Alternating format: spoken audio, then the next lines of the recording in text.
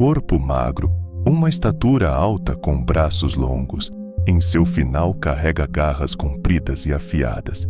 Uma cabeça desproporcional ao corpo com olhos grandes e avermelhados, orelhas compridas e um focinho que mais se assemelha a um cachorro pastor alemão. Essa não é uma descrição completa do que é um lobisomem, mas com característica que normalmente se tem de um. A figura do lobisomem remonta a tempos antigos, de pessoas que seguiam seu cotidiano normalmente e acabaram se deparando com algo grotesco em seu caminho. Porém, não podemos afirmar que todos os relatos que são contados não tenham explicação. Antigamente, em vilarejos isolados, as pessoas não tinham nome para tudo aquilo que não entendiam: doença, raiva, surtos e violência. Quando alguém mudava de dentro para fora, não era visto como humano, era visto como algo tomado. Existe um relato antigo quase apagado da história. Um homem comum, trabalhador, quieto. Mas ele fez algo que ninguém podia perdoar. E naquela época não existia justiça como hoje. Existia medo. Dizem que ele foi amaldiçoado, não por bruxas nem por magia barata, mas por algo mais antigo. Algo que não transforma só o corpo, transforma o instinto. Na primeira noite nada aconteceu. Na segunda, ele começou a sentir fome. Mas não era uma fome normal. Era agressiva, incontrolável. O corpo esquentava, a mente ficava confusa, como se algo estivesse empurrando ele de dentro, querendo tomar o controle. E então veio ela, a lua cheia. Não teve grito dramático, não teve transformação bonita. Foi pior. Os ossos estalaram, a pele tensionou, a consciência não desapareceu. Ele sabia o que estava acontecendo e não podia parar. A força que vinha de dentro era incontrolável, assim ganhando forma de um monstro. As pessoas ainda não sabiam mais. Aquela noite não seria mais como antes, pois tinha algo maligno à solta. Com o tempo, histórias como essa começaram a se espalhar, mas cada lugar contava de um jeito diferente. Alguns diziam que era maldição, outros pacto, outros castigo divino, mas todos tinham algo em comum. O homem não escolheu continuar, ele só não conseguiu parar. E talvez essa seja a parte mais perturbadora, porque o lobisomem não começa quando o corpo muda, começa quando você perde o controle. E a pergunta não é se ele existe, a pergunta é: quantas pessoas já sentiram isso, sem nunca se transformar? Antes de existir o lobisomem, existia o medo do que o ser humano podia se tornar. Na Grécia Antiga, já se falava sobre homens que cruzavam um limite invisível. Uma história em especial nunca desapareceu. Licaão, um rei, respeitado, temido, mas ele fez algo que quebrou todas as regras, algo tão extremo que nem os deuses ignoraram. Zeus não puniu com morte, puniu com transformação. Não foi um castigo rápido, foi simbólico. Licaão virou aquilo que ele já era por dentro, um monstro. Esse é um dos primeiros registros da história de que um homem pode deixar de ser homem. Séculos depois, isso não chegou a desaparecer, só mudou de forma. Na Europa medieval, o medo ganhou força. Vilarejos inteiros acreditavam que pessoas comuns podiam se transformar. Como hoje, com todas as tecnologias que temos e acesso a relatos no mundo todo, histórias que não fazem sentido para nossa realidade é ignorado e visto como distante. Mas na Idade Média, não era apenas história para assustar criança, era tratado como algo real.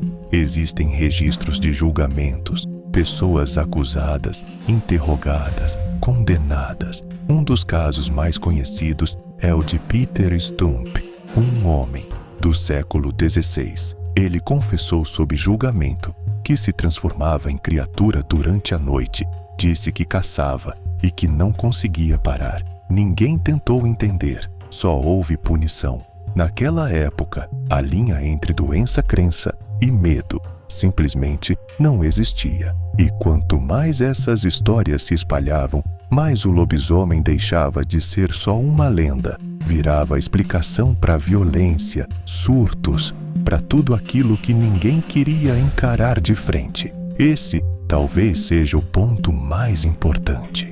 O lobisomem não nasceu como monstro de história. Ele nasceu como resposta, uma resposta sombria para algo que as pessoas já viam, mas não conseguiam explicar.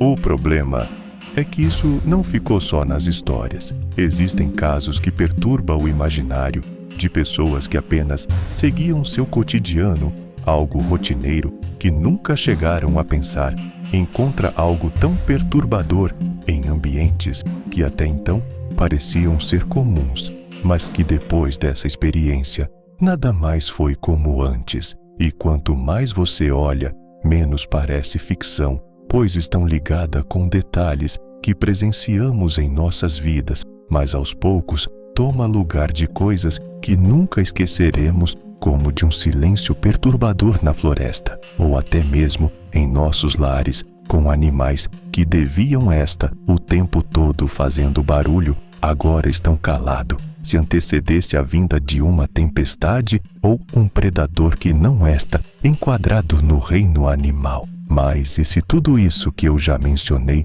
parasse de fazer sentido ou não, precisamente anunciasse a vinda de uma fera? Na França do século XVIII, um nome começou a circular entre vilarejos: Besta de Gévaudan. Dias antes do primeiro avistamento, relatos afirmam que um incêndio de grande proporção na floresta deixou o céu em um tom vermelho que fez à noite a lua surgiu em cor de sangue, como se fosse um aviso do que estava prestes a acontecer. A criatura fez sua primeira vítima em 30 de junho de 1764, quando Jeanne Boulet, de 14 anos, foi desvivida perto de um riacho. Dias depois, foram feitas outras vítimas, mas algumas delas, com sorte, conseguiram escapar, dando um relato do que tinham visto, e descreviam que a criatura não se parecia com um lobo comum. Era maior, mais agressiva, e que, diferente do que se sabia sobre os monstros, ela não tinha horas para atacar pessoas assim, fazendo suas vítimas em plena luz do dia. Logo após os dias, ficaram macabros. Corpos começaram a aparecer, marcas estranhas, ataques repetidos.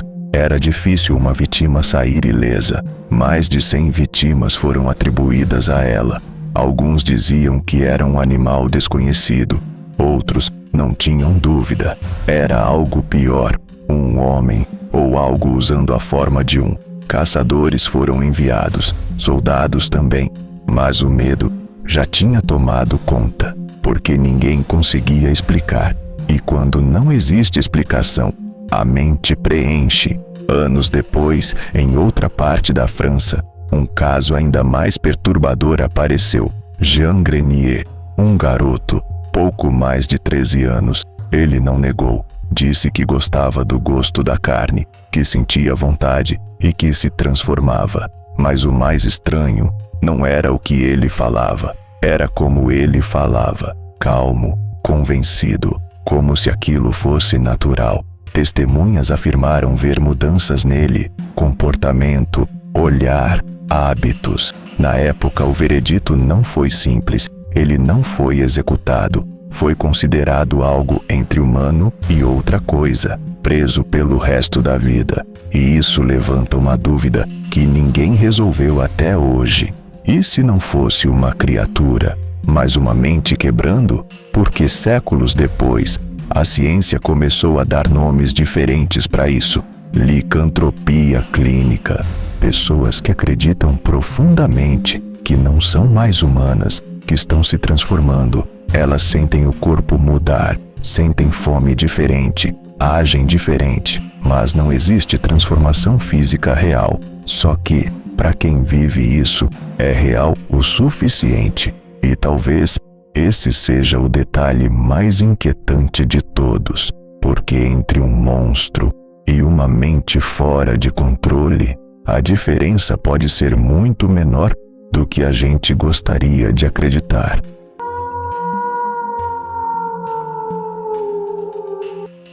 E no fim, talvez a gente tenha feito a pergunta errada o tempo todo. Não é de onde vem o lobisomem, nem se ele existe. É outra coisa, porque essa história nunca morreu. Séculos passam, a ciência avança, as explicações aparecem.